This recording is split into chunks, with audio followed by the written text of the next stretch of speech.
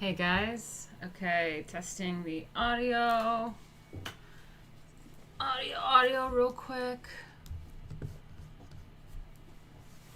Oof. Hey guys, okay, testing the audio. Sounds alright. Audio real quick. Sounds alright. How are you guys doing? Yeah, Jay's asking where everyone is. And, yeah, it's alright. We got 15, 14 people in here. I don't know. I was kind of getting ready during the intro, trying to get this intro screen set up. Unfortunately, I didn't get to finish. It's all a mess right now. So what's happening is right here on this side, I don't have the header, but it's the debutante is over here, what's listed over here.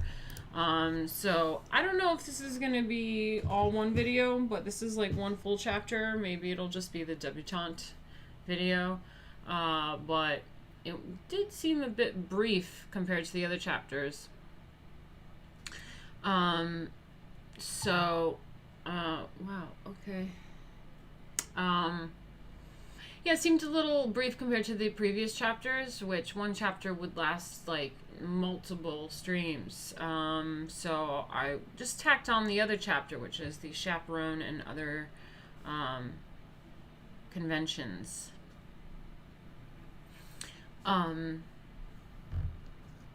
Yeah, and I didn't finish marking those down, but let's start off with the debutante, shall we?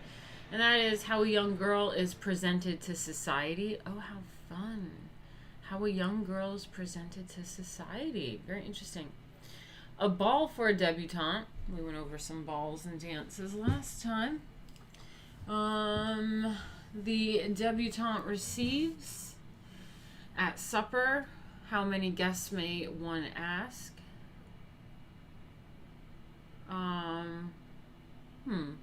Lavish parties giving way to simple ones. Okay.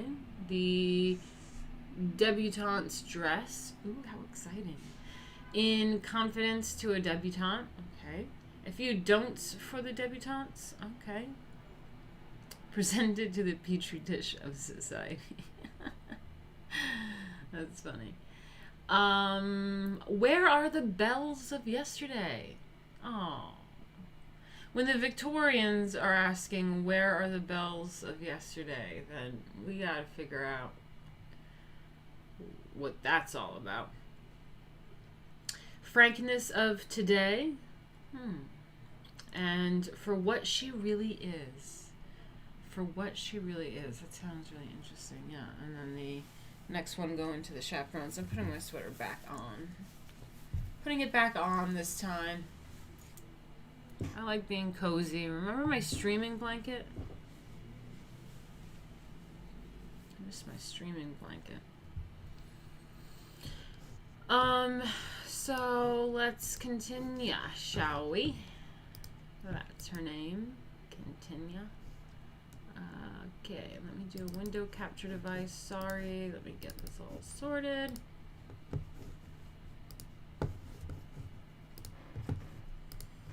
There we go. It's the other chapter. Let's go to the debutante. So we are at chapter, what is this? 15, 16, 17, 18. Chapter 18 already. Wow. And Emily Post. Look at where we are already. Interesting.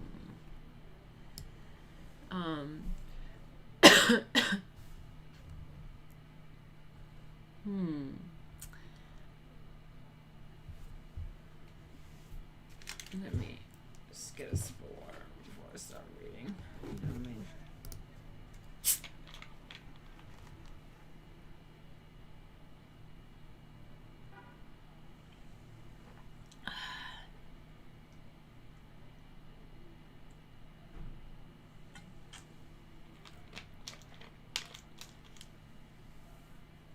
How are you guys doing? Oh, we should put like background music on. I was listening to some background music before. Just very magical. Oh, what's happening?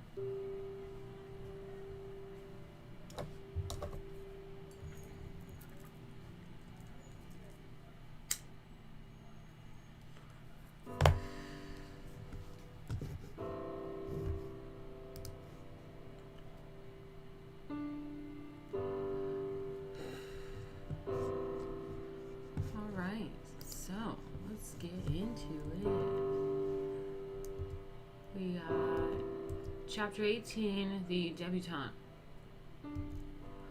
How a young girl is presented to society. Any one of various entertainments may be given to present a young girl to society. The favorite and most elaborate of these, but possibly only to parents of considerable wealth and wide social acquaintance, is a ball. Much less elaborate, but equal in size, and second in favor today, is an afternoon tea with dancing.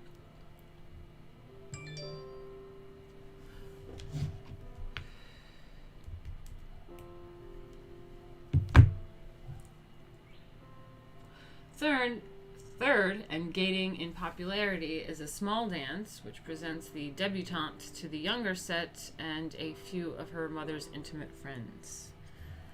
Okay, fourth is a small tea without music. Okay. Fifth, the mere sending out of the mother's visiting card with the daughter's name engraved below her own announces to the world that the daughter is eligible for invitations. Okay, so you present a girl to society either through a ball or, an afternoon tea or simply, you know, a visiting card with the daughter's name engraved below hers, and that she is available for invitations. Okay. We're doing well, Matthias. We just started, so we're all good. Glad you could join us. Wow, I really am overexposed. Let me try to fix this screen. Hold on.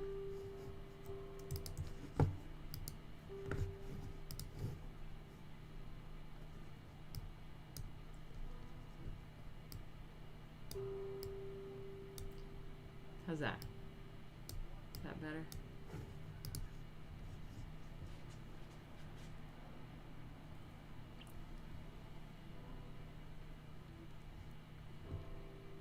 I feel like it's still bright.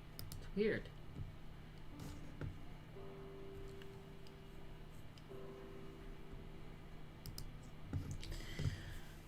I think also when it's blowing bright up on me. Okay, so a ball for a debutante. A ball for a debutante differs in nothing from all other balls except that the debutante receives standing beside the hostess and furthest from the entrance, whether that happens to be on the ladder's right or left. The guests, as they mount the stairs or enter the ballroom, are announced. Approach the hostess first, who, as she shakes hands with each, turns to the debutante and says, "Mrs. Worldly, my daughter," or "Cynthia, I want to present to you Mrs. Worldly." Want to is used in this occasion because may I is too formal for a mother to say to her child. A friend would probably know the daughter. In any event, the mother's introduction would be, "You remember Cynthia, don't you?"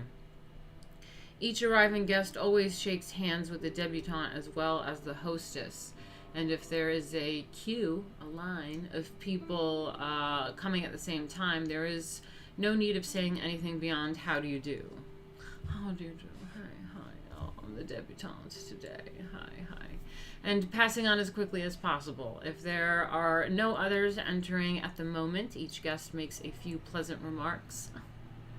A stranger, for instance, would perhaps comment on how lovely and many the debutante's bouquets are, or express a hope that she will enjoy her winter, or talk for a moment or two about the gaiety of the season, or the lack of balls, or anything that shows polite interest in the young girl's first glimpse of society. A friend of her mother might perhaps say, "You look too lovely, Cynthia, dear, and your dress is enchanting." Aww. Personal compliments, however, are proper only from a close friend. No acquaintance, unless she is quite old, should ever make personal remarks. An old lady or gentleman might very forgivably say, "You don't mind, my dear, if I tell you how sweet I think you look," or "What a pretty frock you have on." But it is bad taste for a young woman to say to another, "What a handsome dress you have on," and worst of all to add, "Where did you get it?" The young girl's particular friends are, of course, apt to tell her that her dress is wonderful, or more likely, simply divine. "Oh, it's simply divine, dear, simply divine." So that's interesting. I mean, yeah, kind of makes you think about those really like gaudy girls that are like, "Oh my god, I love your dress, you're like fabulous, where'd you get it?" You know what I mean? Ooh, Top Gun. Top Gun subscriber. Cool. Yeah, don't forget to, you know, do all those likes and things and whatever. And if you'd like to help me out, guys, it always, you know, means a lot. If you go to streamlabs.com/Martina Markota TV, or you could always use super chats and donate. That'd be awesome. Thank you. I depend on you guys. A lot of bullshit in my life. My Valley Girl accent is perfect.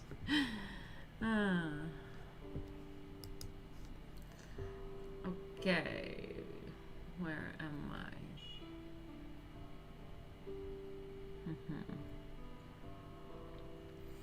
What a very handsome dress you have on, Martina. That sounds so stupid. No, it doesn't. It sounds divine.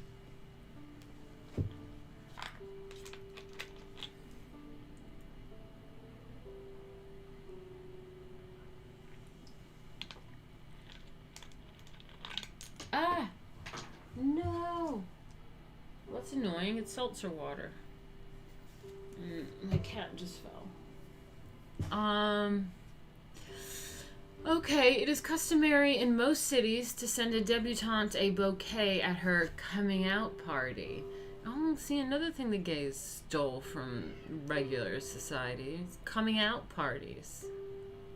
It's not just for the LGBT. They actually took that from young women. Of course they did. Of course they did. Those fucking stealing women's shit.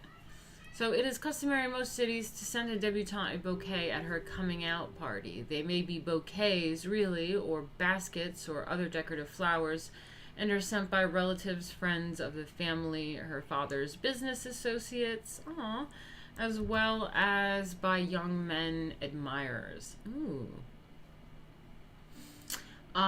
These bouquets are always banked near and, if possible, around the place the debutante stands to receive. If she has great quantities, they are placed about the room wherever they look most effective. I love that. The debutante usually holds one of the bouquets while receiving. But she should remember that her choice of this particular one among many sent her is somewhat pointed to the giver, so that unless she is willing to acknowledge one particular bow as best, it is wiser to carry one sent by her father or brother, especially if either send her one of the tiny 1830 bouquets that have been for a year or two in fashion and are no weight to hold. Okay. So cute. These bouquets are about as big around as an ordinary... It's fucking ghetto music.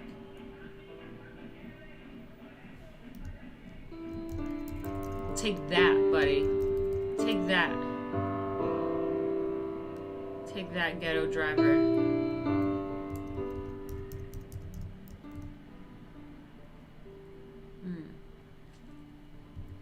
Okay. So... what were we talking about?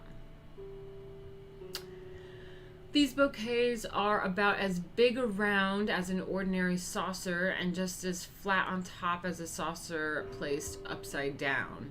The flowers chosen are rosebuds. Oh, I love rosebuds. Or other compact flowers, massed tightly together and arranged in a precise pattern. For instance, 3 or 4 pink rosebuds are put in the center. Around them, a row of white violets. Around these, a single row of the pink roses, surrounded again by violets, and so on and so forth, or for 5 rows. The bouquet is then set in stiff white lace paper manufactured for the purpose. The stems wrapped in white satin ribbon with streamers of white and pink ribbons about 1/4 of an inch wide and tied to hang 20 inches or so long. Wow, very particular. The colors and patterns in which these little bouquets may be made are unlimited. Wow.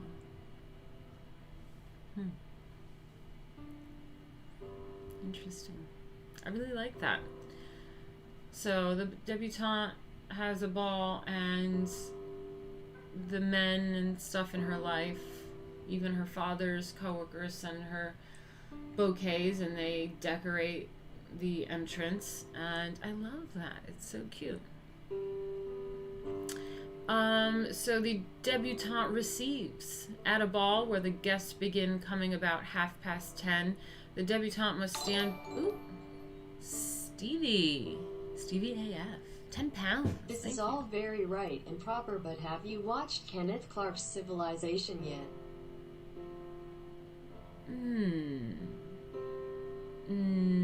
I don't think so, but I feel like that was in my notes. Someone made me watch something else, and they kept bugging me about it, and then I finally watched it, and he never bugged me about it again. He never came back.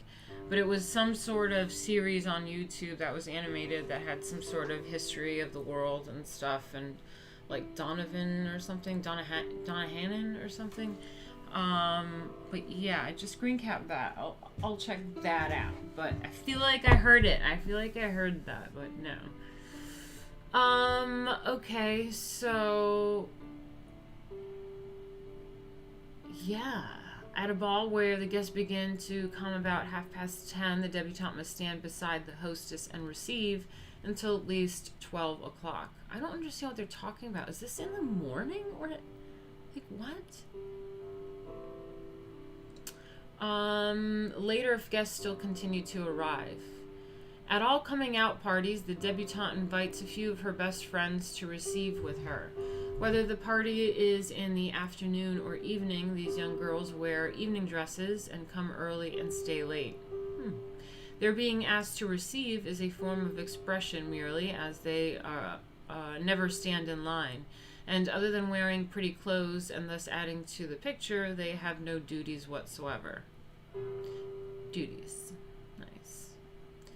So at supper, the debutante goes to supper with a partner who has surely spoken for the privilege weeks or even months beforehand.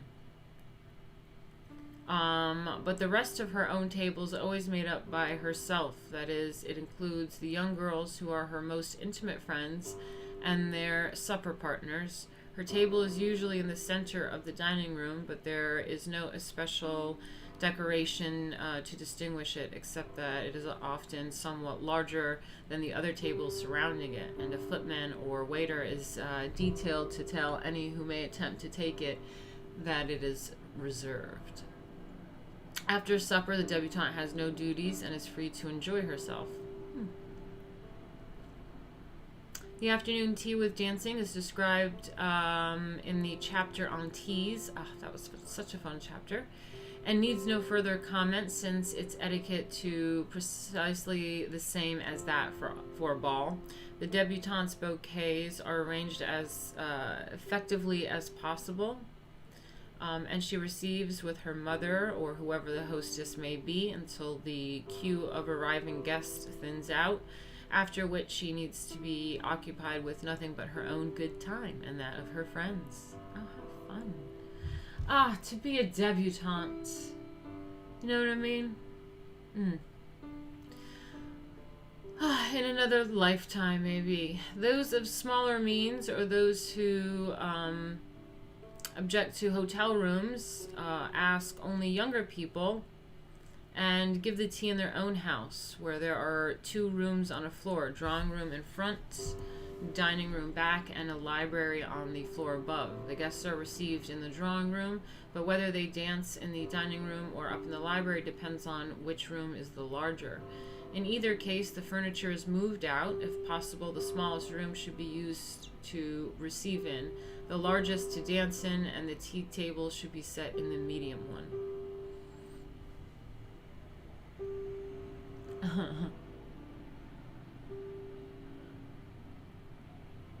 Know what I mean? Did I say that? Okay. So how many guests may one ask? It's a helicopter or something out there.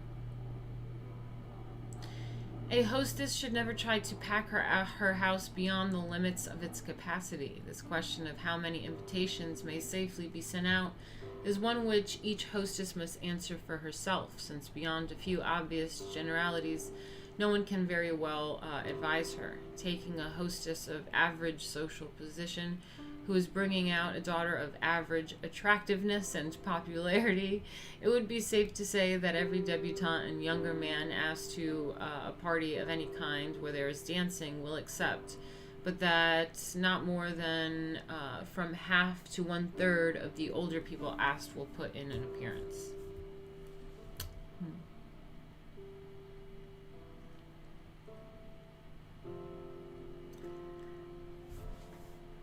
Alright. Well, how are you guys doing? I feel like I have to go to the bathroom already. And I still look blown out. Let me fix this some more. It's crazy. What it is that when I'm reading off of like something that's white, and then I like go back to OBS and it's darker, but then I like go on to something white to read it and it's like super bright.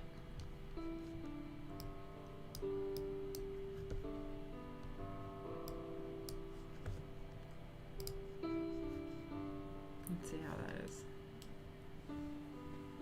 Have to go to the bathroom.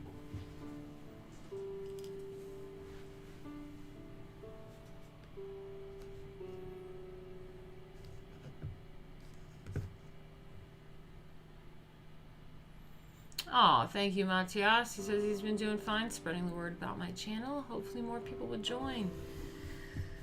Yeah, we have a fun little crew, don't we? Don't we?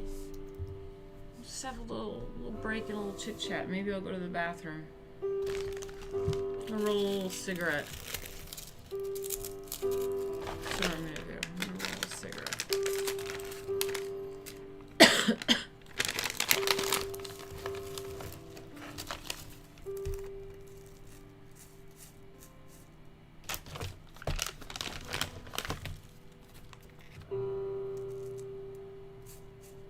You know what I did today? I ate McDonald's. I did that today. I did. It's pretty sad.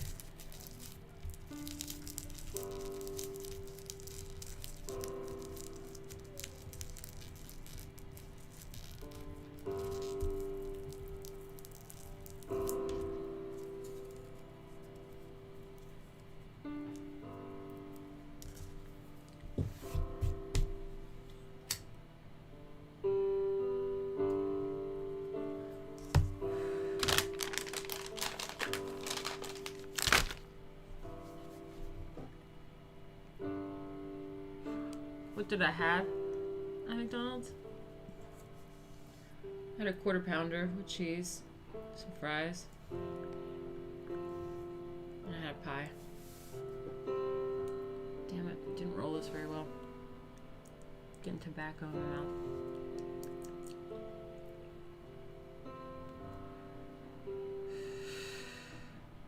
It was the Travis Scott burger. What does that mean?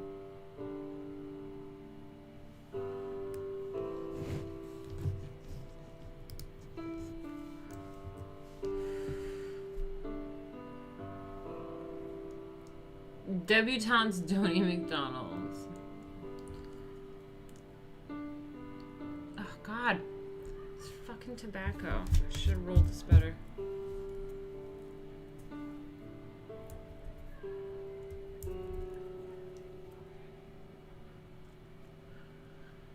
Yeah, well. Sometimes they do. Sometimes they do.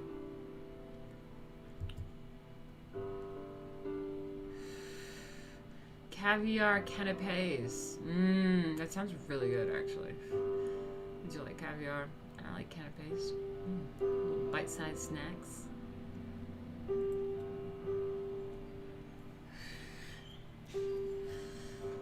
Damn, now I'm getting hungry again. So we got lavish parties giving way to simple ones. Put this out. I can't smoke a whole one. It's too much tobacco. It's just, really can't do it.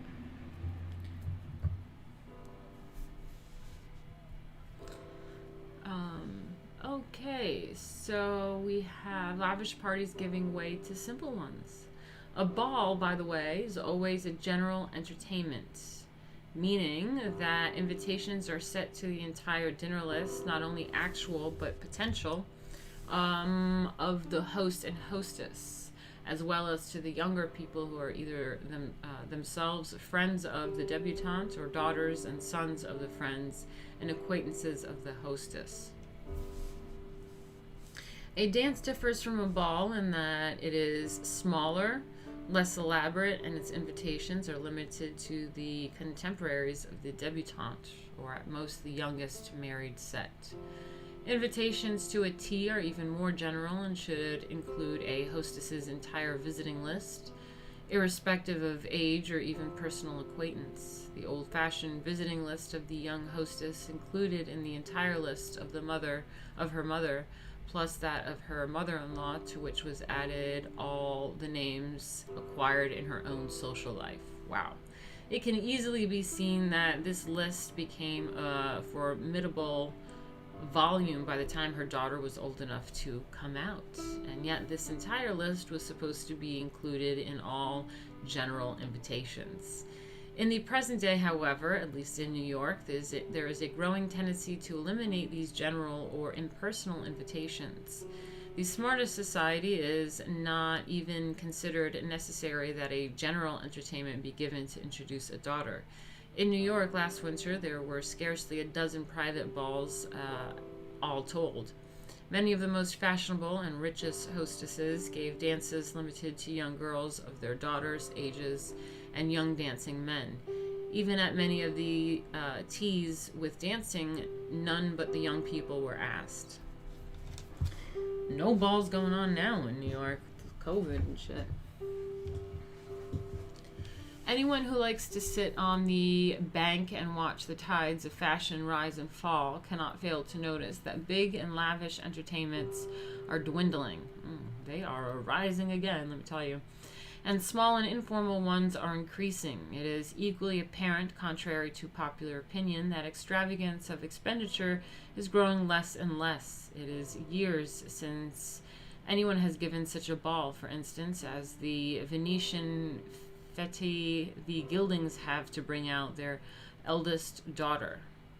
The Gildings gave to bring out their eldest daughter when the entire first floor of the Fitzcherry was turned into a replica of Venice, canals, gondolas, and all, or the Persian ball of the Van Styles, where the whole house was hung and as a background for Oriental costumes, with copper gold draperies against which stood at intervals Maxfield Parish cypress trees. I mean, I've performed at events like that. They had the freaking fabrics coming from the skies and all sorts of ridiculous, crazy entertainment and performances and decorations. I've seen it. Or the moonlight dance of the worldlies, which was not a fancy dress one, but for which the ballroom was turned into a garden scene. Lighted by simulated moonlight that would have added to the renown of Belasco. Such entertainments as these seem almost out of key with the attitude of today, for although fancy dress and elaborate parties are occasionally given, they are not usually given for debutantes, nor on the scale of these mentioned above.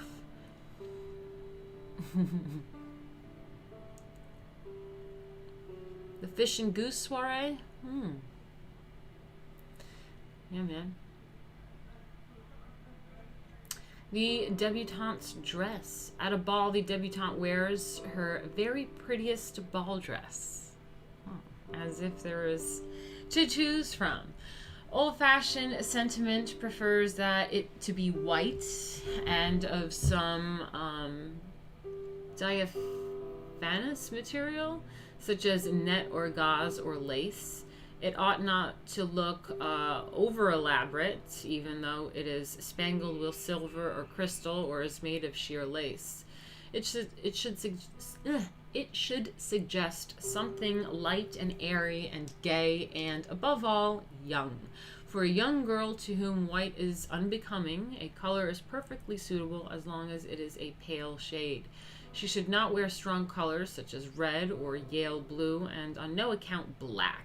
Her mother, of course, wears as handsome a ball dress as possible, and all her jewels. At an afternoon tea, the debutante wears an evening dress, and very simple evening dress, but an evening dress all the same. Usually a very pale color and quite untrimmed, such as she might wear at home for dinner. Her mother wears an afternoon dress, but not an evening one. Both mother and daughter wear long gloves, and neither they nor the youngest girls receiving wears hats. To describe the details of clothes is futile. Almost before this page comes from the printer, the trend may quite likely change, but the tendency of the moment is toward greater simplicity in effect at all events.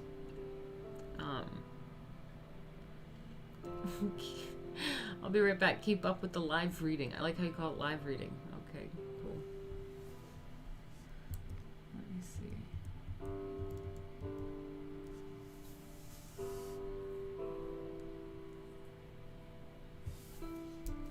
Oops. There we go. In confidence to a debutante. Let us pretend a worldly old godmother is speaking, and let us suppose that you are a young girl on the evening of your coming out ball. You are excited, of course you are. It is your evening, and you are sort of little princess.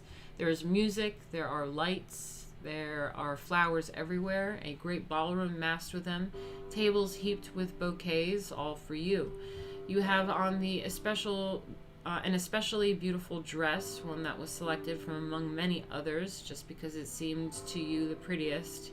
Even your mother and married sister, who in Grand Tenue have always seemed to you dazzling figures, have for the moment become, for all their brocades and jewels, merely background, and you alone are the center of the picture.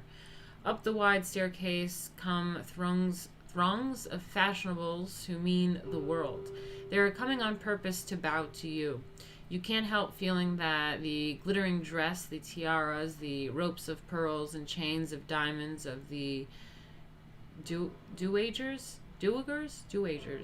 the stiff white shirt fronts of buttoneers and perfectly fitted coats of the older gentlemen, as well as the best clothes of all the younger people, were all put on for you. That is so beautiful.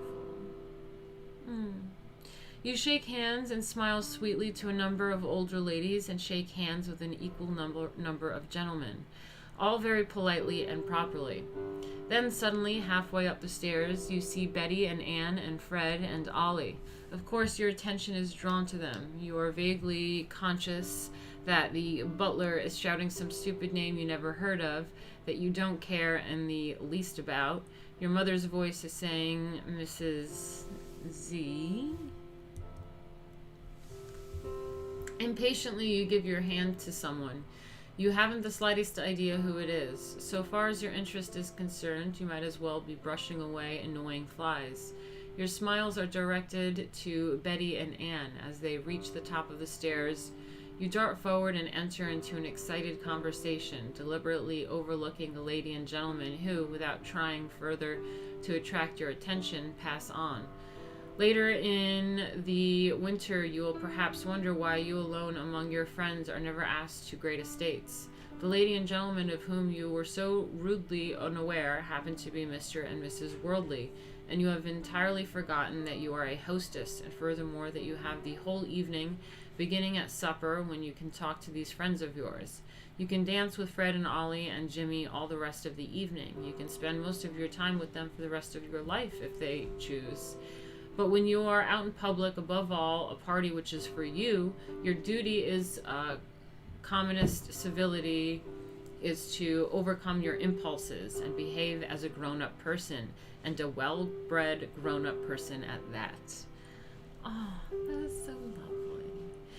It takes scarcely more than 10 seconds to listen to the name that is said to you, to look directly and attentively at the one whom the name belongs, to put out your hand firmly as you would take hold of something you like, not something you feel an aversion to, and with a smile say, "How do you do?" At your ball, your mother says, "Mrs. Worldly, my daughter." You look directly at Mrs. Worldly, put your hand out, say, "How do you do, Mrs. Worldly?" She passes on. It takes no longer to be cordial and attentive, to be distrait and casual, and then to be distrait and casual and rude, yet the impression made in a few seconds of actual time may easily gain or lose a friend for life. When no other guests are arriving, you can chatter with your own friends as much as you like. But as you turn to greet another stranger, you must show pleasure, not annoyance, in giving him your attention.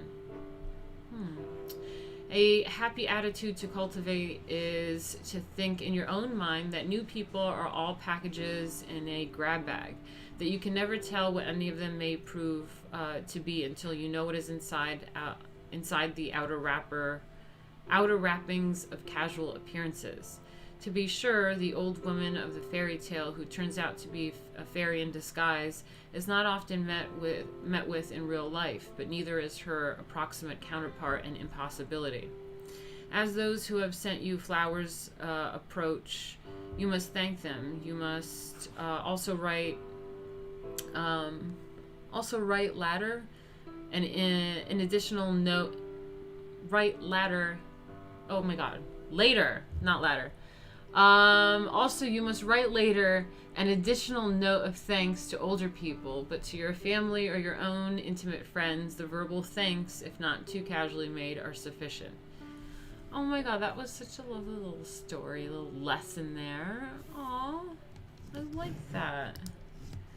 So, you know, teaching a debutante to just like be a decent person, you know? Like, it's not about your impulses and wanting to see your friends right away. And adults and stuff are calling your name, and you're expected to do a job, and you're like annoyed by them, and you swat it away, and you're just like, oh, my friends. It's just like, no, like, a good debutante is supposed to be mature and acting like a young little lady at that time, and be present for her guests.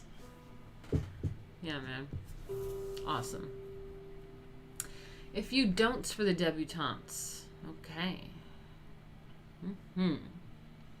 Don't think that because you have a pretty face, you need neither brains nor manners.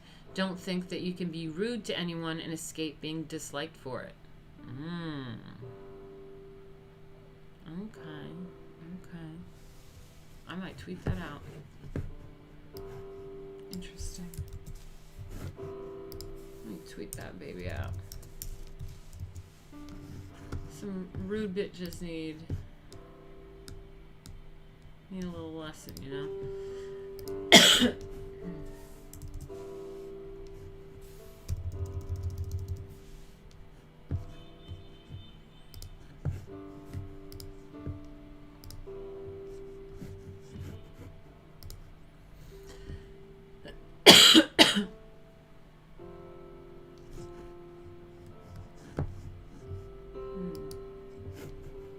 How are you guys doing? Don't forget, if you guys have a few bucks that you can donate, you can always send it to me, please. That would really help. So far, I made 12 bucks. Would be awesome if we got some donations.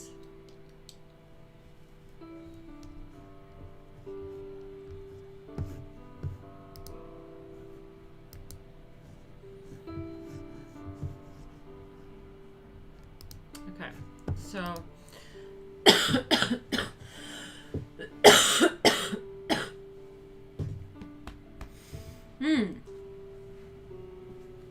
a few don'ts for debutantes.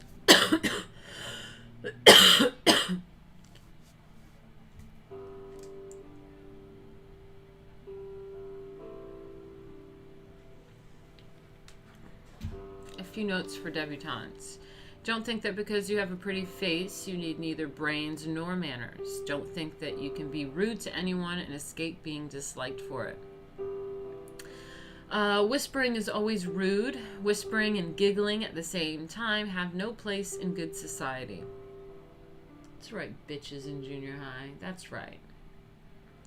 Everything that shows lack of courtesy towards others is rude. Accurate. If you would be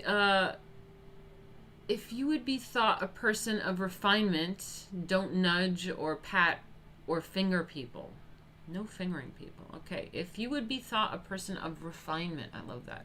Person of refinement.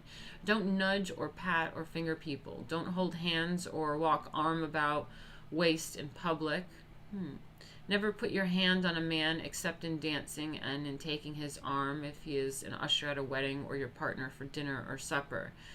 Don't allow anyone to paw you. Don't hang on anyone for support. And don't stand or walk with your chest held in and your hips forward in imitation of a reversed letter S.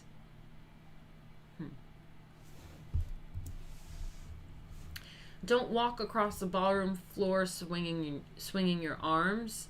Don't talk or laugh loud enough to attract attention. And yeah, people on trains, man, come on. And on no account force yourself to laugh. Nothing is flatter than laughter that is lacking in mirth. If you only laugh because something is irresistibly funny, the chances are your laugh will be irresistible too. In the same way, a smile should be spontaneous because you feel happy and pleasant. Nothing has less allure than a mechanical grimace as though you are trying to imitate a toothpaste advertisement. Okay. All right, where are the bells of yesterday? That is the question. That was a question in 1922. That was a question in 1922. Where are the bells of yesterday? That's right, assholes in junior high. Jay picked up on that. Yeah. I feel that quote, Martina. Always fucking whispering and giggling and shit. That's right. So where are the bells of yesterday? Now remember, this book was published in 1922. So this is very like Victorian era type etiquette, and they're talking about the bells of yesterday. So in olden days, and until a comparatively short while ago, a young girl's social success was invariably measured by her popularity in a ballroom. Oh, God. If only I could get to a ballroom, man. I would have great social standing.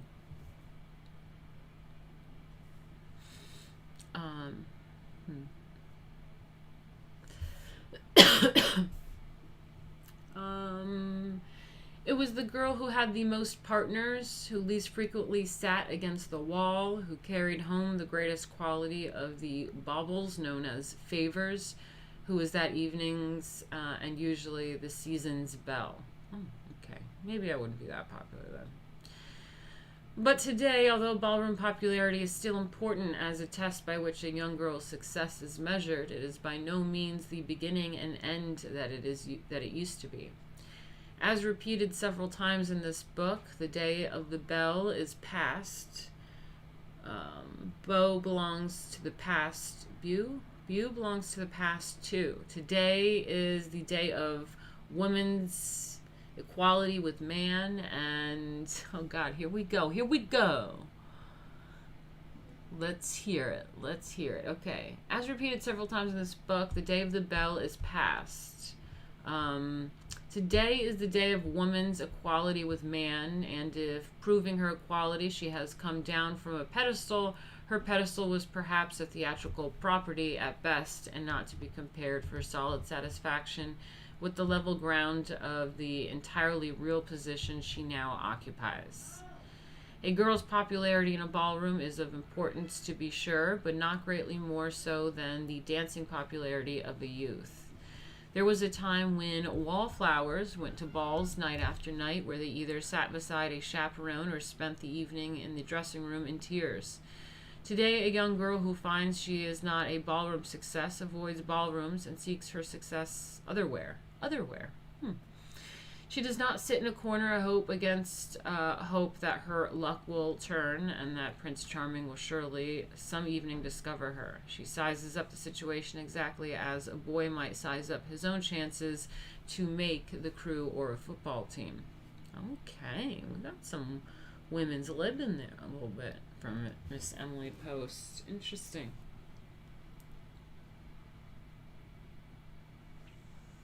I mean, it's interesting because, I mean, she surely has a respect for the idea of these things and balls and tradition, and she writes books about it. She loves tradition and respects it, but I think she was realizing in 1922, I mean, Emily Post also, for her time, if you can imagine, her time is like very Victorian time, like, you know, when she was like growing up, so if you could imagine in that time getting divorced and stuff was like a really big deal. I mean, it was a really big deal in the 50s and the 60s.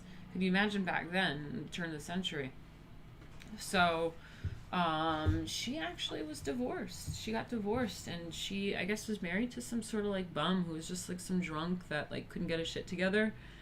And she was like a successful author and stuff. And she just kind of got like sick of him, tried, and just kind of got divorced, and that was that. So yeah, I think she has some sort of like progressiveness to her and I think the early days of feminism, but she still had this concept of tradition and faith and stuff that was really important to people back then. So a lot of the stuff comes across really like trad and like old-fashioned and conservative, but there are hints of her you know, being pretty progressive, and you can see it in there, and her personal history kind of tells you that too. Michael Von Doom, thank you so much for the $5. Popping in real quick during work. Hi Martina, thank you so much. It really means a lot. It really helps me out. Thank you guys. $5 for you is so much for me. Thank you. It really means a lot. All right.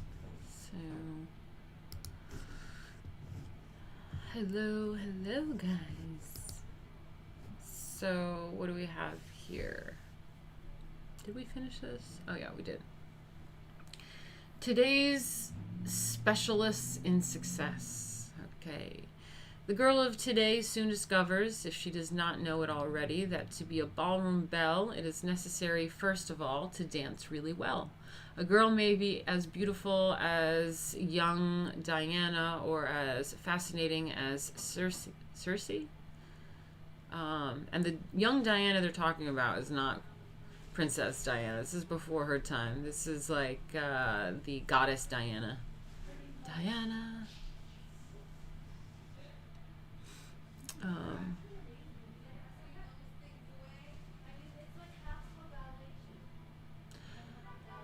Where did my music go? Why did my music disappear? Hold on a second. What happened? Oh. I'm just gonna replay it. Ooh, something happened. Thanks for consistently releasing interesting content. Wise You're guys. a load of fun. Great channel. Keep up the great work. Wise guys, that is so nice. It really, really means a lot. You're always so supportive. I try to support back as much as I can. I hope you know that. Thank you, man. It really means a lot. Oh, man. It gets me so emotional, guys. It gets me emotional. Love you guys. It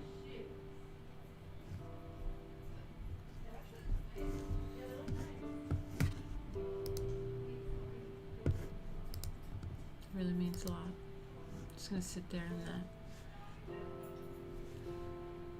You rock, wise guys. Thank you.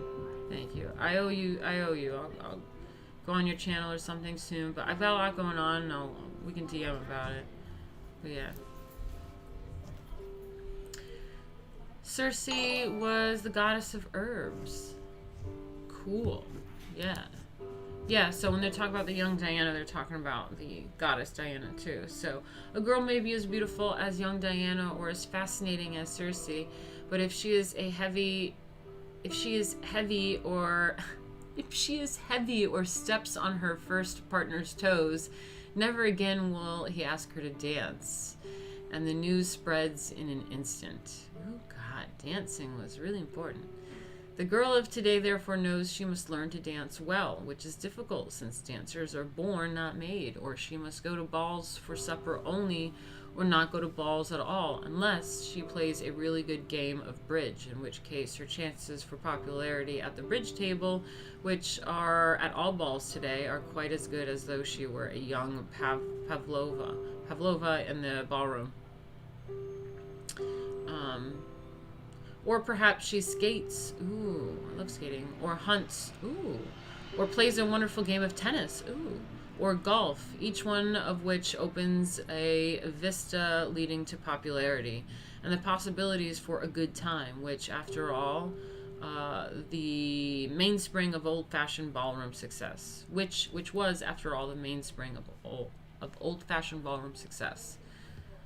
So, I don't know, just being fun, being good at something, I guess. That's what they say. And since the day of femininity that is purely... Ooh, what's happening? Oh, we got the lap. Couple Starbucks trips, or whatever. Hope your Tuesday rocks. Oh, you guys are being so fucking nice. Oh, thank you, wise guys. It says, please like, comment, and subscribe. then mark the bell for notification and select all notifications so you don't miss a single video. Thank you, wise guys. You guys can also subscribe to him. He does some streams. He's a comic person, so he's one of us. He's a good guy. Let's follow each other.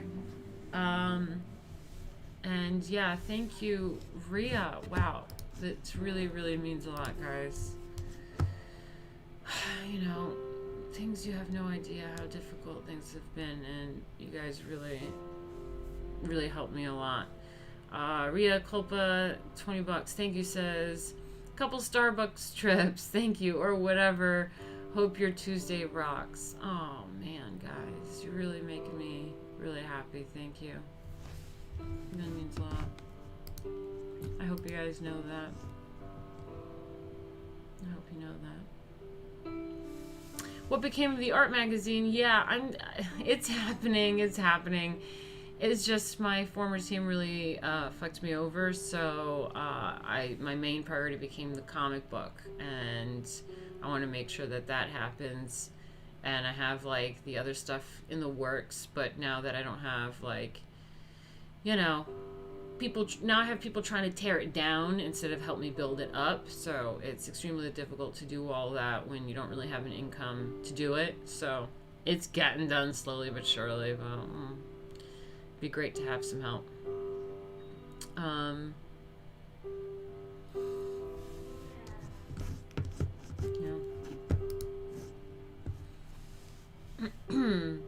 Wise guys, he was talking about another magazine, like a proper magazine, which is a project I was working on with my former artist as well, and he just ruined everything that we worked on together, and I'm just doing it all by myself now. But you know, need an income, so things tend to get put in the back burner a lot of times until I can slowly inch my way to getting things done, you know.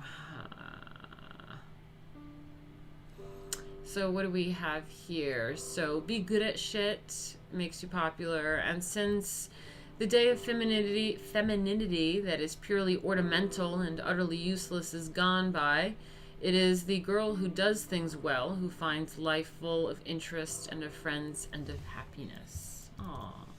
The old idea also has passed that measures a girl's popular success by the number of trousered figures around her. It is quality, not quantity, that counts, and the girl who surrounds herself with indiscriminate and possibly cheap youths does not excite the envy, but the derision of beholders. To the highest type of young girl today, it makes very little difference whether in the inevitable group in which she has perpetually to be found, there are more men than girls, or the opposite. This does not mean that human nature has changed. Scarcely. There always are, and doubtless always will be, any number of women to whom admiration and flirtation is the very breath of their nostrils, who love to parade at a beau just as they love to parade a new dress. But the tendencies of the time do not encourage the flirtatious attitude. It is not considered a triumph to have many love affairs, but rather an evidence of stupidity and bad taste. Ooh, ooh, ooh. Wow. Interesting. Interesting. Frankness of today. A young man playing tennis with a young girl a generation ago would have been forced patiently to toss her gentle balls and keep his boredom to himself. What? A young man playing tennis with a young girl a generation ago would have been forced patiently to toss her gentle balls and keep his boredom to himself. Or he would have held her chin in his hand while he himself stood shivering for hours in 3 feet of water and tried his best to disguise his opinion as to the hopelessness of her ever learning to swim. Today, he would frankly tell her that she had better play tennis for a year or two with a marker or struggle at swimming by herself, and any sensible girl would take that advice. For what she really is. Instead of depending upon beauty, upon sex appeal, the young girl who is the success of today depends chiefly upon her actual character and disposition. It is not even so necessary to do something well as to refrain from doing things badly. So you don't even have to be even like good at shit. Just don't do shit badly. If she's not good at sports or games or dancing, then she must find out what she is good at and do that. If she is good for nothing but to look in the glass and put rouge on her lips and powder her nose and pat her hair, life is going to be a pretty dreary affair. In other days, beauty was worshipped for itself alone, and it has votaries of sorts today. But the best type of modern youth does not care for beauty as his father did. In fact, he doesn't care for it a bit for it has nothing to go with it, any more than he cares for butter with no bread to spread on it. Beauty and wit and heart and other qualifications or attributes is another matter altogether. So beauty with something. That's what it is. Beauty by itself is like, but beauty with something. Interesting. A gift of more value than beauty is charm, which in a measure is another word for sympathy. Or the power to put yourself in the place of others. What a lot of girls have a problem with. A lot of people have a problem with that, yeah. A gift of more value than beauty is charm, which in measure is another word for sympathy, or the power to put yourself in the place of others. To be interested in whatever interests them, so as to be pleasing to them, if possible, but not to occupy your thoughts in futility, wondering what they think about you. Futilely. Wondering what they think about you. Would you know the secret of popularity? It is unconsciousness of self, altruistic interest, and inward kindness, outwardly expressed in good manners. I mean, that's what popularity should be, but I feel like a lot of popular people are pretty shitty nowadays. It's like the popular kids in high school all over again, man. It's just fucking shitty ass people.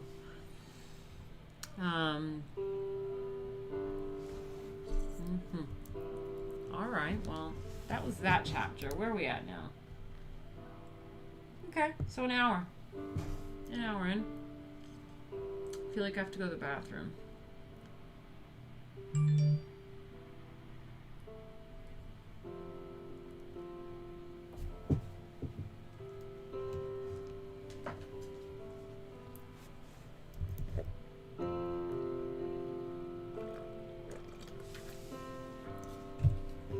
It's a lot of good people who outnumber the assholes, so I hope so. I feel like it's the other way around. So how are you guys doing? Are you enjoying yourselves? I feel like the viewership went up a little bit, maybe because I tweeted out a little. Are you enjoying it? This is the etiquette stream. I don't know if any of you guys are new. Maybe you can say hi in the chat. If you're new, maybe say hi, hang out. What's going on? This is the etiquette stream.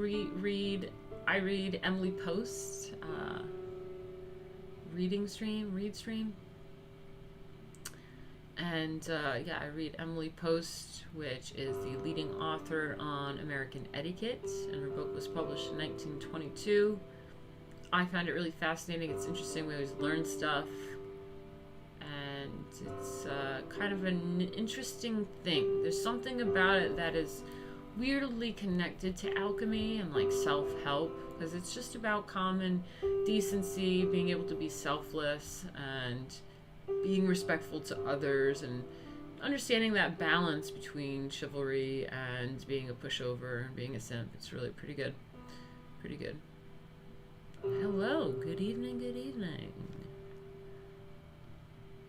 I feel like you're a new person in here. R3LL1K1.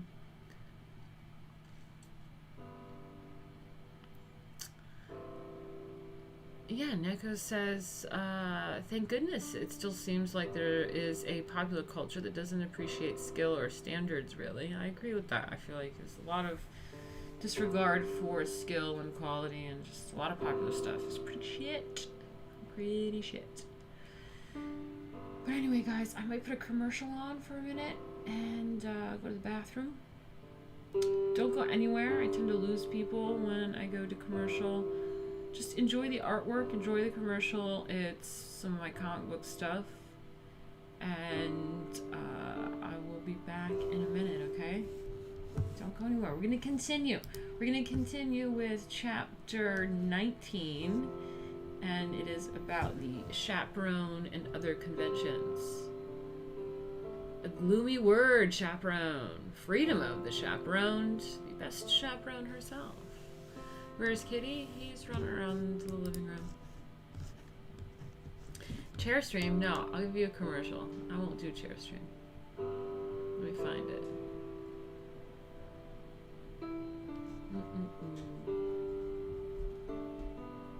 Comic intro. I think that's what it is. Be right back, guys. Take a break. Take a break.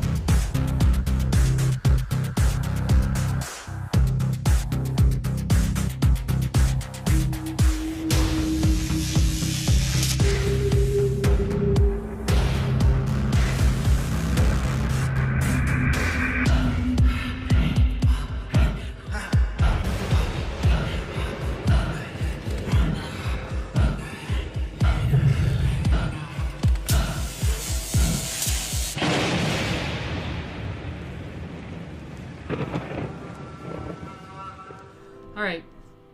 Is that the second time that was playing? Right? That was like the second time. Fuck, I wasn't paying attention. Let me see. Just want to make sure you saw the whole commercial, you know what I mean?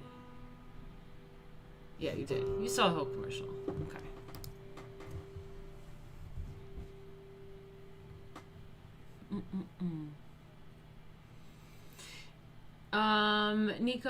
Neko, there's more alchemy, but I didn't show the second half of the book.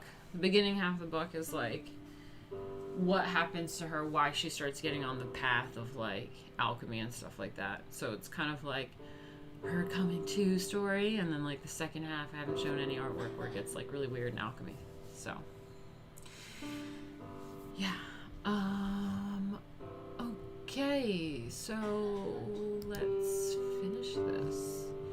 When will it be finished? I'm hoping in a few months. I mean, you know, the artist slowed down a little bit. You know, he was working really hard, really fast, and then probably got a little burnt out, and then things probably, opportunities kind of opened up because this happened around COVID. And so now things I think are probably opening back up, so he's probably just juggling some things, but he's working away, I sent him more page mood boards to work on, and we're chugging away. Trust me, I wanna get it done too.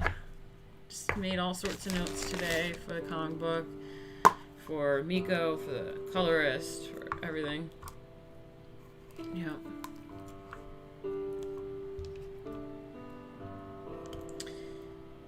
Yeah. Oh shit, truck backing up. Just give me a second, rolling something.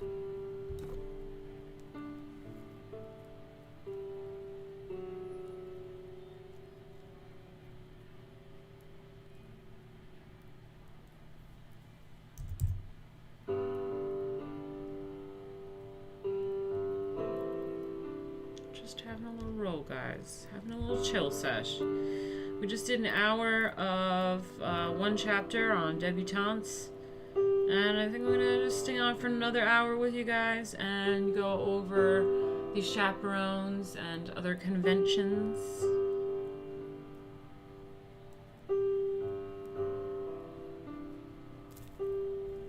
Yep.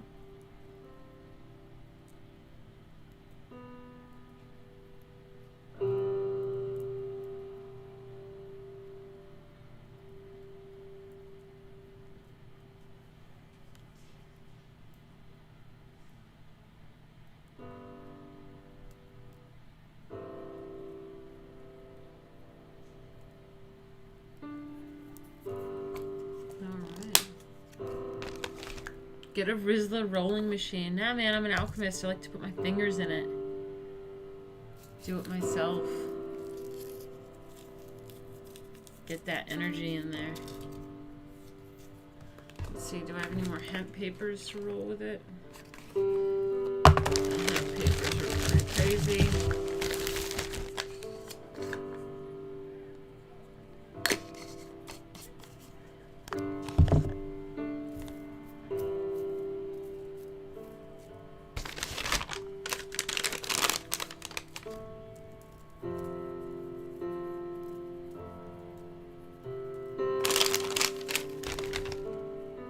How you guys doing?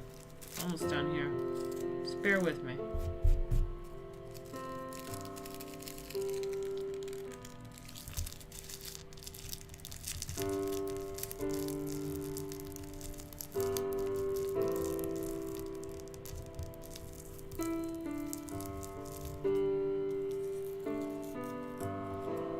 Got Row House said, Martina, do you remember performing at the Admiral Theater? I get a video of there on YouTube that I really like. Yeah. I think my agent sent me there a few years ago. I think 2015 maybe?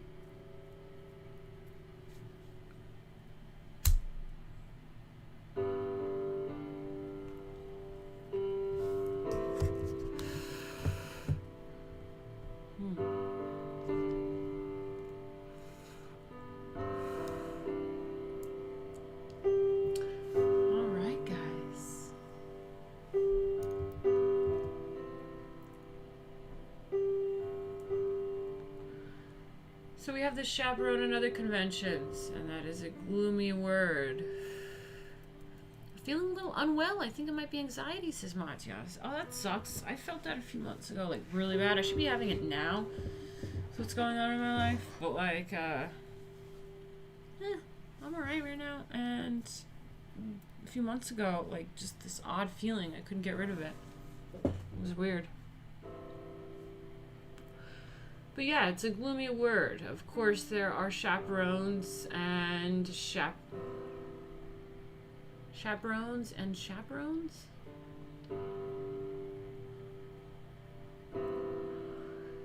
But it must be said that the very word has a repellent school teacherish sound. It does. Chaperones.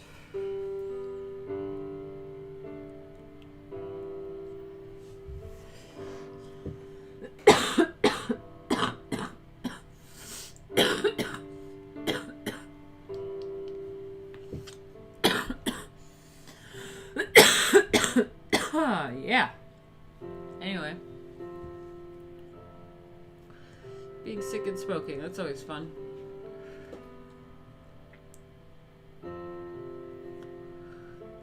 So, one pictures instinctively a humorless tyrant whose correct manner plainly reveals her true purpose, which is to take the joy out of life. I should not talk while I smoke. Hold on.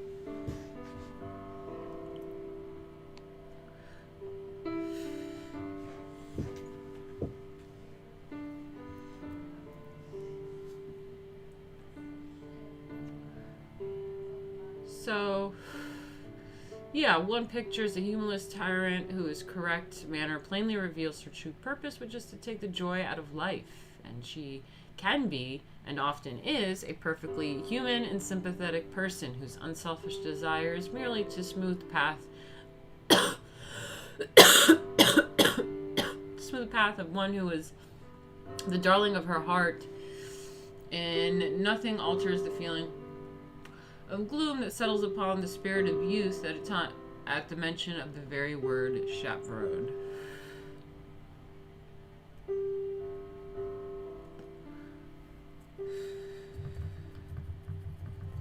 Okay. Freedom of the chaperoned. As a matter of fact, the only young girl who is really free is she whose chaperone is never very far away. She need give conventionality very little thought and not bothered about her P's and Q's at all, because her chaperone is always a strong and protective defense. But a young girl who is unprotected by a chaperone is in the position precisely of an unarmed traveler walking alone amongst wolves. His only defense is not attracting their notice. To be sure, the time has gone by when the presence of an elderly lady is indispensable to every gathering of young people.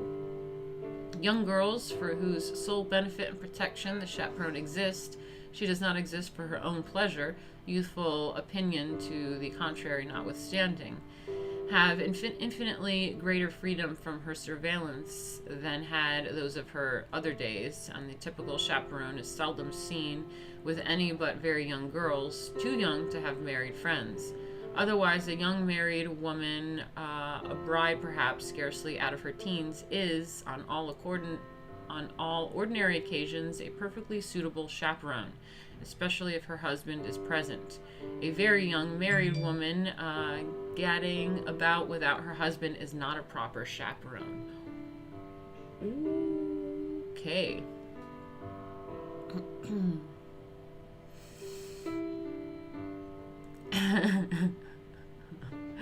Paula says, this reminds me of the time that my friend of mine was coughing and smoking. His chest was hurting and there was a thunderstorm, but he kept smoking. LOL. Yeah, that's me. That's me. Cough stream. Okay, so, yeah. Young married lady gallanting about without her husband is not a suitable chaperone, it seems. See how trad Emily Post is for being a progressive at the time? It's insane. I'm lining this up again for no reason. I don't know why.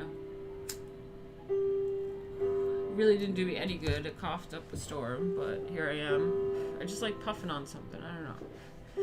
Can't help it. I'm gonna be that person.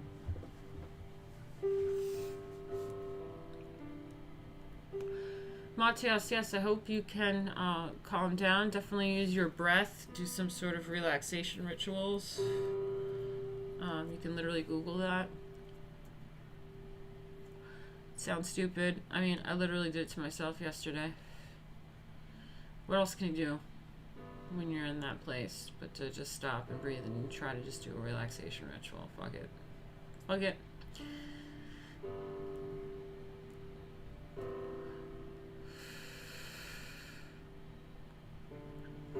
So the best chaperone herself.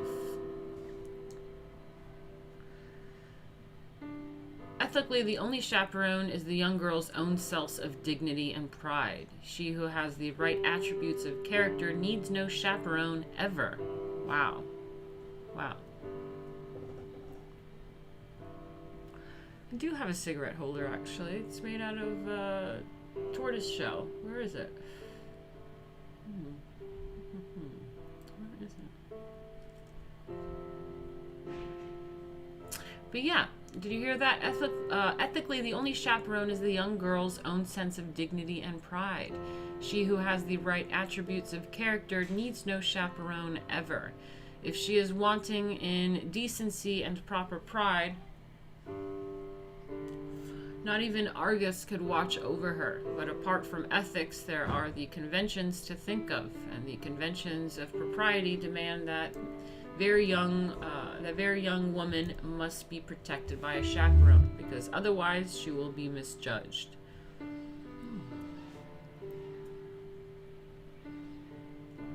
Interesting. The resident chaperone.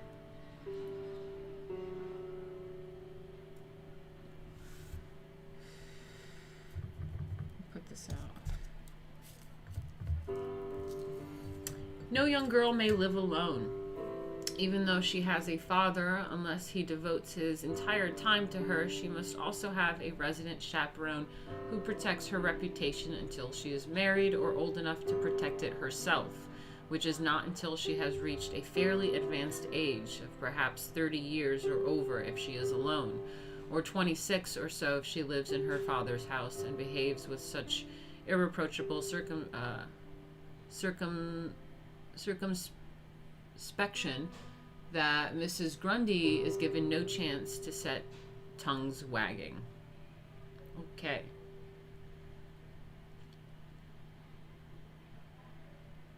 Oh, I'm glad, Matias. He said the stream is helping. He thought the music was depressing at first, but it's actually quite soothing. Thank you. Yeah, I think it's quite soothing. Yeah.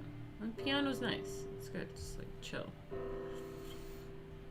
It goes without saying that a chaperone is always a lady, often one whose social position is better than that of her in charge. Occasionally, she is a social sponsor as well as a moral one. Her position, if she is not a relative, is very like that of a companion. Above all, a chaperone must have dignity, and if she is to be of any actual service, she must be kind of heart and have intelligent sympathy and tact. To have her charge not only for care for her, but be happy with her, is the only possible way such a relationship can endure. Needless to say, a chaperone's own conduct must be irreproachable, and her knowledge of the world such as one can only be gained by personal experience, but she not be an old lady. She can perfectly well be reasonably young and a spinster. Very often the chaperone keeps the house, but she is never called a housekeeper, nor is she a secretary, though she probably draws the checks and audits the bills.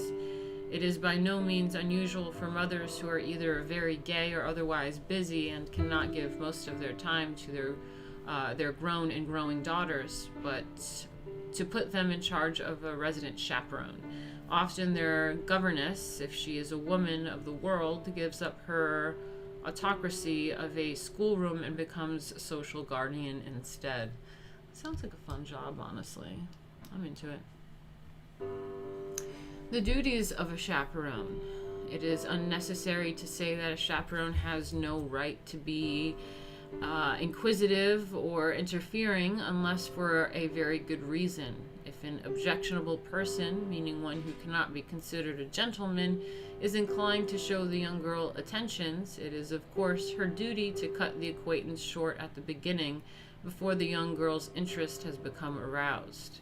For such a contingency as this is of vital importance that confidence and sympathy exist between the chaperone and her charge. No modern young girl is likely to obey blindly unless she values the opinions of one in whose judgment and affection she has learned to believe. Very wise words, Emily Post. Very wise words. When invitations are set out by chaperone, usually if a young girl is an orphan living with a chaperone, or a ball or formal party would be given in the name of an aunt or other near relative. If her father is alive, the invitations go out in his name, of course, and he receives with her. But if it should happen that she has no near family at all, or if her chaperone is her social sponsor, the chaperone's name can be put on invitations. For example, Miss Abigail Titherington, Miss Rosalie Gray will be at home on Saturday the 5th of December from 4 until 6 o'clock, the Fitzcherry. Rosalie has no very near relatives, and Miss Titherington has brought her up. In sending out the invitations for a dinner, a young girl would not be given a formal dinner. Rosalie telephones her friends, "Will you dine with me or us next Monday or on the 16th?" It is not necessary to mention Miss Titherington because it is taken for granted that she will be present. It is also not considered proper for a young girl ever to be alone as hostess. When she invites young girls and men to her house, Miss Titherington either receives them or comes into the room while they are there. If the time is afternoon, very likely she pours tea, and when everyone has been helped, she goes into another room. She does not stay with them ever, but she is never very far away. The chaperone or parent should never go to bed until the last young man has left the house. It is an unforgivable breach of decorum to allow a young girl to sit up late at night with a young man, or a number of them. On returning home from a party, she must not invite or allow a man to come in for a while. Even her fiancé must bid her good night at the door if the hour is late, and someone ought always to sit up or get up to let her in. No young girl ought to let herself in with a latchkey. In old-fashioned days, no lady had a latchkey, and it is still fitting and proper for a servant to open the door for her. A young girl may not, even with her fiancé, lunch in a roadhouse without a chaperone, or go on a journey that can by any possibility last overnight. To go out with him in a small sailboat sounds harmless enough, but might result in a questionable situation if they are becalmed or if they are left helpless in a sudden fog. The Maine coast, for example, is particularly subject to fogs that often shut down without warning, and no one going out on the water can tell whether he will be able to get back with a reasonable time or not. A man and a girl went out from Bar Harbor and did not get back until next day. Everyone knew the fog had come in as thick as pea soup and that it was impossible to get home, but to the end of time her reputation will suffer for the experience. Oh my, oh my. That bitch that was out in the fog with him. Oh, did you hear about Sally Sue? She was caught out in the fog. Didn't come home till the next day. What a slattern. Yep. The nuns need to watch and listen to your etiquette streams desperately. Where she does. It's funny. It's an inside joke, people. Malarkey on the boat in the fog. How dare you be caught in the fog? Yeah.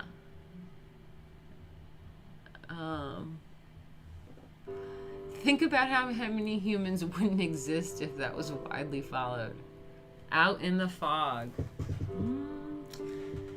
They are caught out in the fog, guys.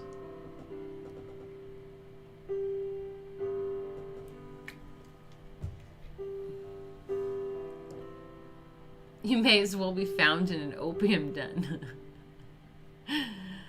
So ridiculous and hilarious.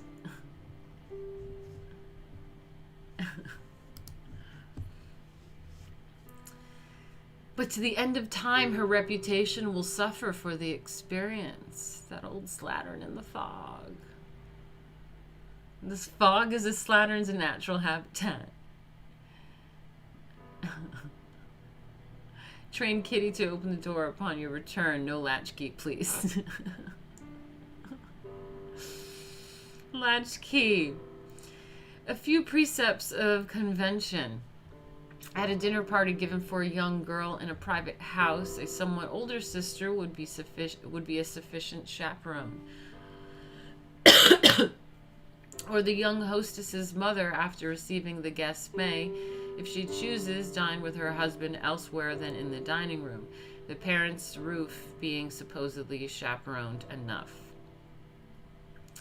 In going to tea in a college man's room or in a bachelor's apartment, the proper chaperone should be a lady of fairly mature years. To see 2 or 3 apparently young people going into a bachelor's square would be open to criticism. There are many places which are unsuitable for young girls to go, whether they are chaperoned or not. Not well brought up young girls should be allowed to supper at a cabaret until she is married or has passed the age when very young can be applied to her. Oh, shit. Okay. No supper at a cabaret.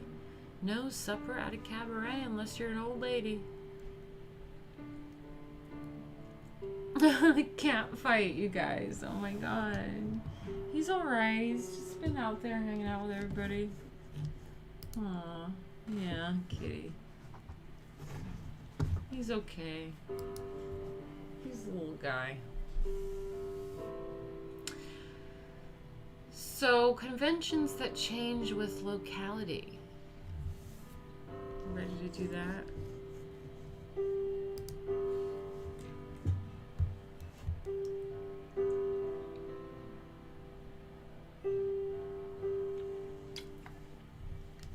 Just sipping on that seltzer slowly but surely, you know what I mean?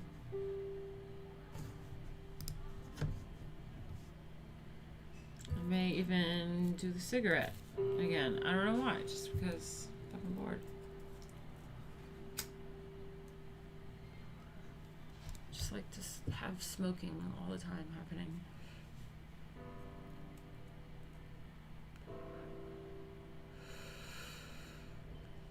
So, in New York, for instance, no young girl of social standing may, without being criticized, go alone with a man to the theater.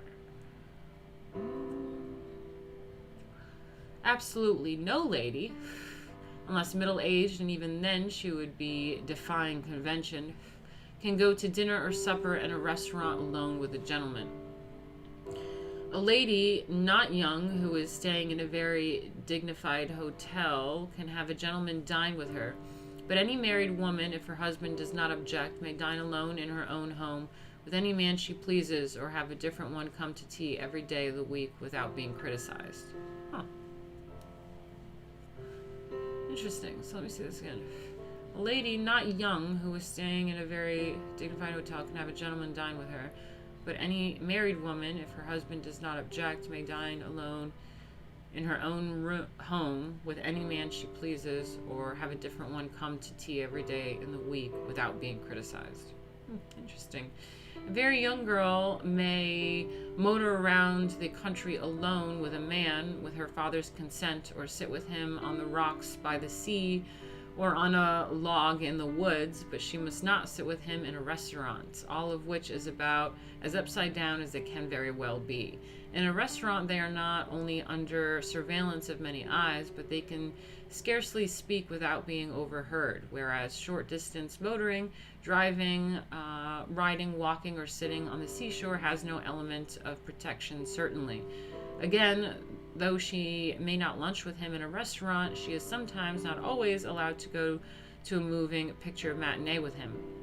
Why sitting in the dark in a moving picture theater is allowed and the restaurant is taboo is very mysterious. This is interesting. Older girls and young married women are beginning to lunch with men they know well in some of the New York restaurants, but not others. In many cities, it would be scandalous for a young married woman to lunch with a man not her husband, but quite all right for a young girl and man to lunch in a country club. This last is reasonable because the room is undoubtedly filled with people they know who act as potential chaperones. Nearly everywhere it is thought proper for them to be a dancing club for tea, but if the club is managed by a chaperone. As said above, interpretation of what is proper shifts according to locality. Even in Victorian days, it was proper for Baltimore for a young girl to go to the theater alone with a man, and to have him see her home for a ball was not only permitted but also absolutely correct. Interesting.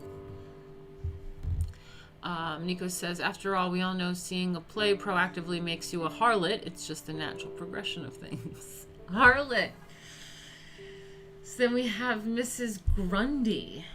Okay. Of course, everyone has his own portrait of Mrs. Grundy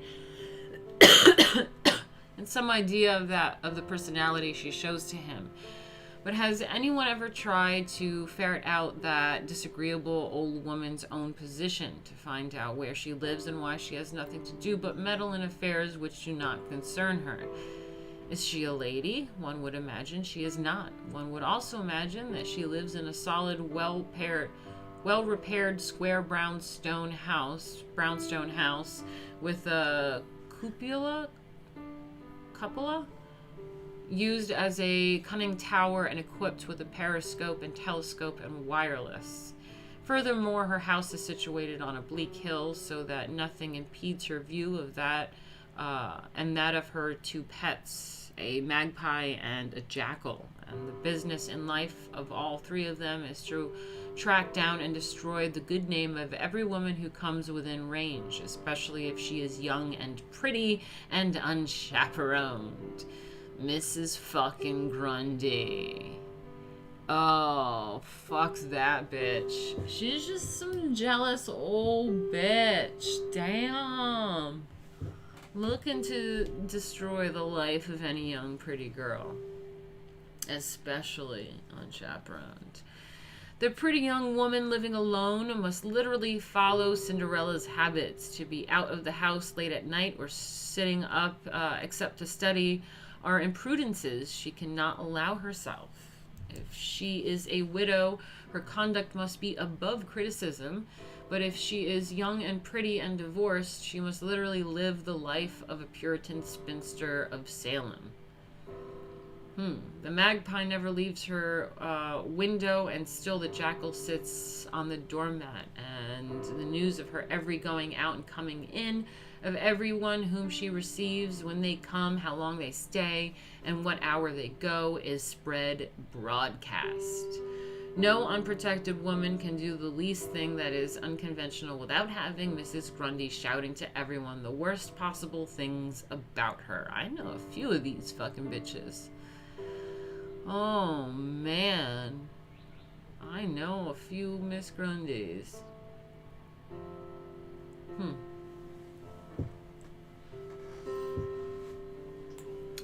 The bachelor girl. The bachelor girl is usually a worker. She is generally either earning her living or studying to acquire the means of earning her living.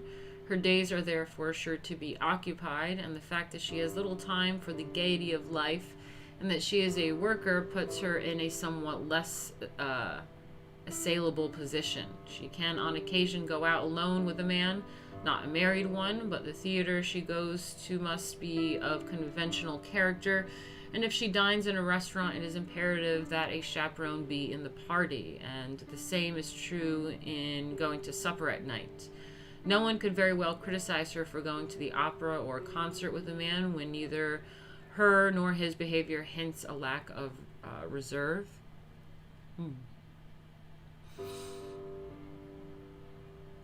Married on a gray and grisly Wednesday, took ill on a mild and mellow Thursday.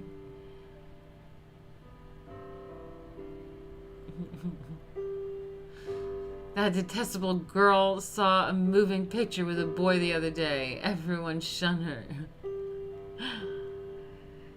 Yeah. Those slatterns who ruined your career. But a girl whose personal dignity is unassailable is not apt to bring censure upon herself, even though the world judges by etiquette, which may often be a false measure. The young woman who wants really to be free from Mrs. Grundy's hold on her must either live on her own life, caring nothing of the world's opinions or the position it offers, or else be chaperoned. So you either just live in your own world of like you don't give a fuck of the Miss Grundys, or you go chaperoned everywhere. That's it. Damn. The Bachelor host and the chaperone. Barring the one fact that a chaperone must be on hand before young or single women guests arrive, and that she may not leave until after those whom she has chaperoned have left, there is no difference whatsoever in an entertainment given at the house of a bachelor and one given by a hostess. A bachelor can give dinners or theater parties or yachting party, or house parties or any parties that a hostess can give. It is unnecessary to say no lady may dine alone in a gentleman's rooms or house, or may she dine with a number of gentlemen, unless one of them is her husband, in which case she is scarcely alone. But it is perfectly correct for two or more ladies to dine at a gentleman's room if one of the ladies is elderly or the husband of one is present. A bachelor entertaining a bachelor's quarters, meaning that he has only a man servant, must be much more punctilious and must arrange to have the chaperone bring any young woman guest with her, since no young girls could be seen entering bachelor's quarters alone and have their good name survive.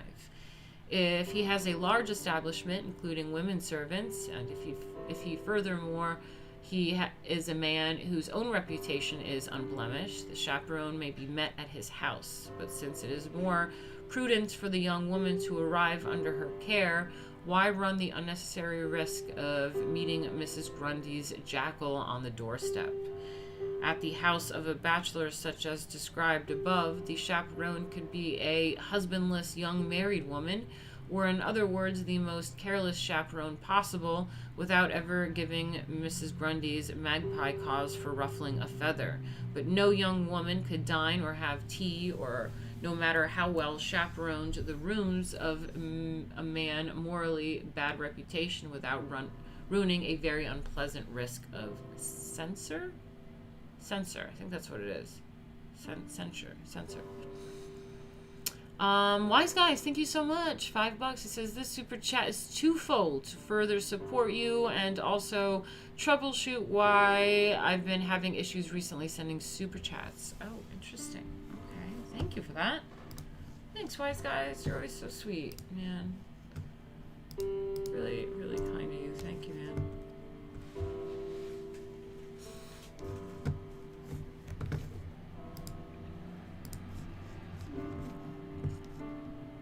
Oh, wow, it worked for you. Yeah, it looks like it's working, man. It's working.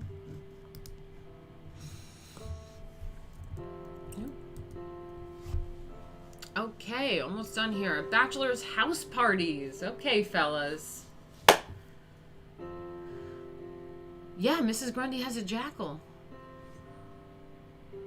Thank you so much, wise guys. I want you to succeed as well. I really do. I really appreciate what you say. Thank you.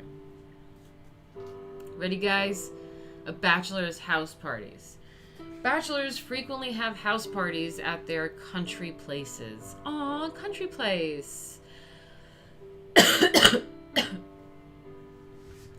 A married lady whose husband is with her is always the chaperone unless...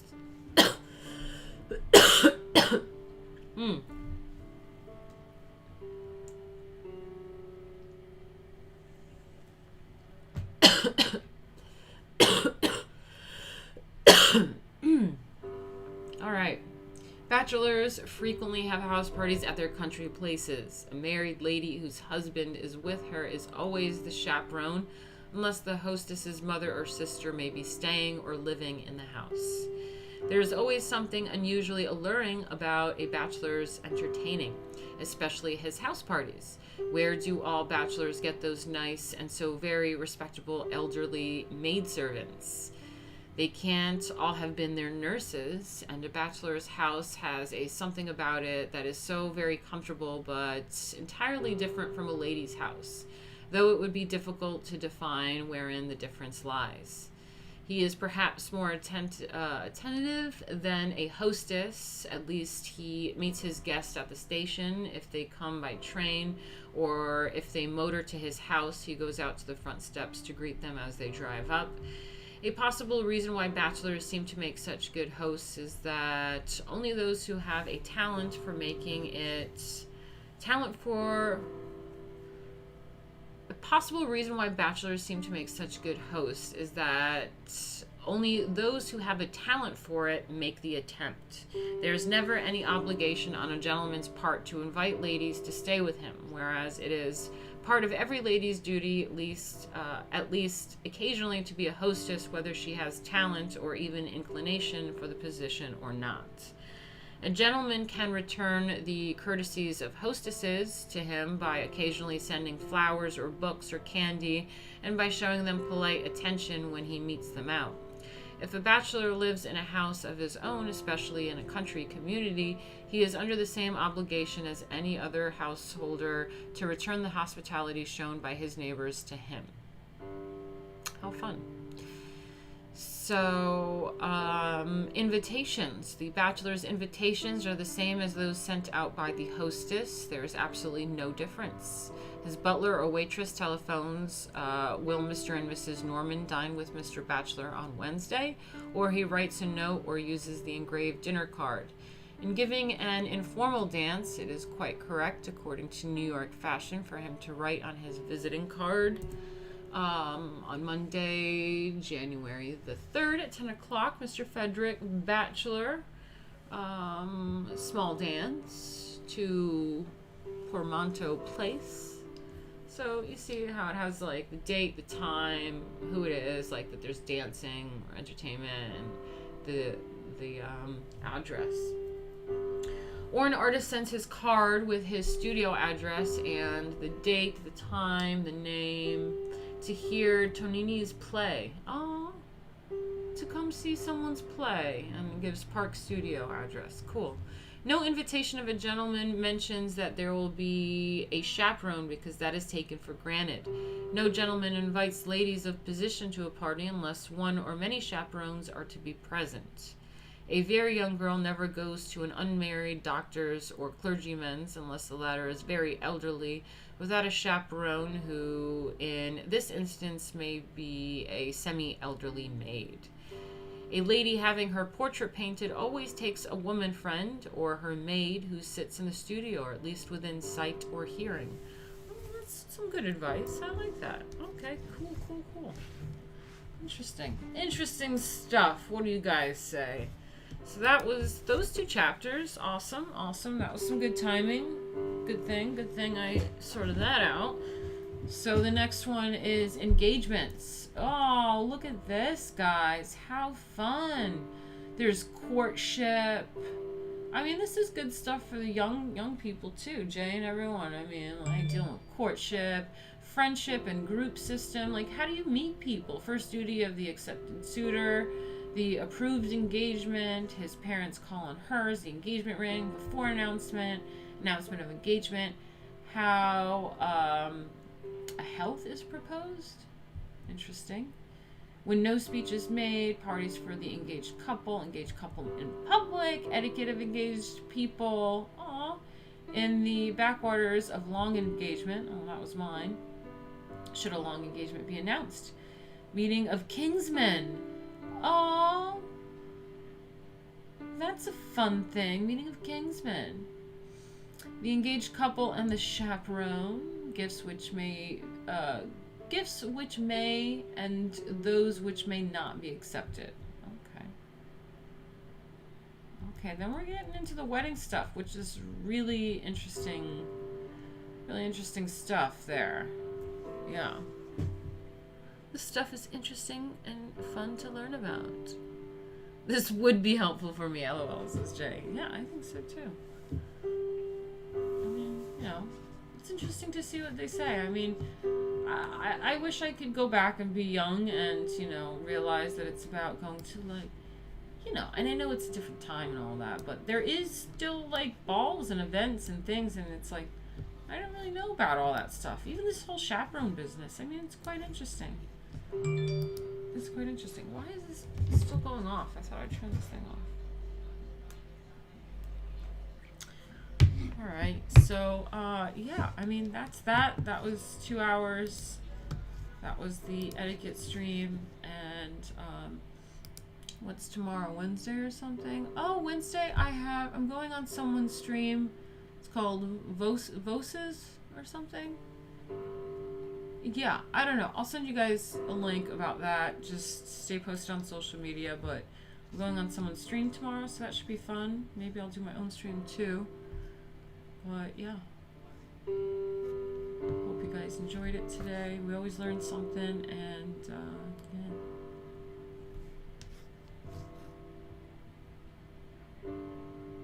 Any last questions, comments, super chats? Do it now.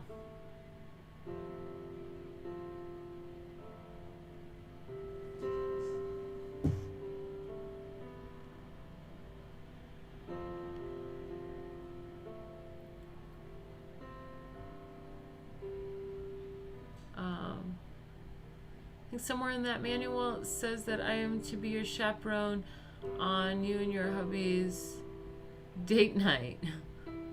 Okay. Yeah, man, chaperones. Is there a specific focus for that stream? I have to go look at my notes and share everything. Look at my email. I don't know. I've been focused on some other shit, so I'm really kind of last minute like that. I always did that with performing too. I'd have like a gig, and yeah, I'd prepare for it like in advance a little bit, but then I would kind of just like not really know all the full details. I'm just like, I don't know, I'm just preparing my performance, and then like last minute I'm just like, what is this gig for? What's happening? Okay. I gotta sort it out. But yeah.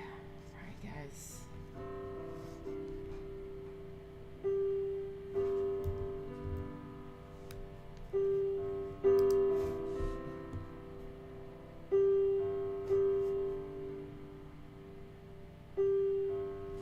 Okay, what do we have? Question. Are you going to be able to update the thumbnails on your comic book campaign perks tiers? I think it would help. Yeah, I mean, it's kind of annoying because I've changed them so many times. It's now going to be difficult to keep track at this point. So I don't really want to, but if I have to, I have a way of doing it. I would just need to figure out exactly what images I would put on there for the final thing, and that I haven't sorted out because I'm doing the last 50% of my book now. We're going to do covers, and I have, you know, there's only 50% of the artwork done, so let's see what the rest has and what cool things we can come up with, because now it gets really alchemy. Yeah. Will there be a sequel for the book? I don't know. I mean, we'll see how book one is, and if people like it, then they like it, then yeah, I'll do it. But it's like, this has been really dramatic for me, so I don't know. We'll see.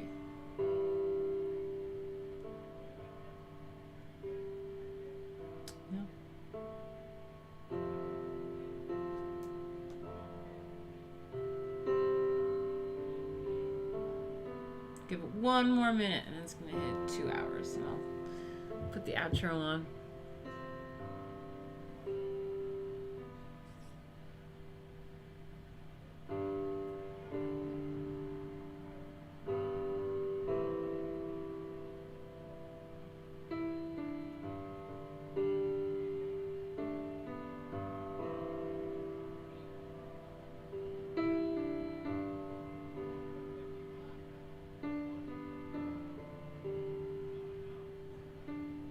I know it will do well. I have faith in on the project. Thank you, Matthias. That means a lot. All right, guys.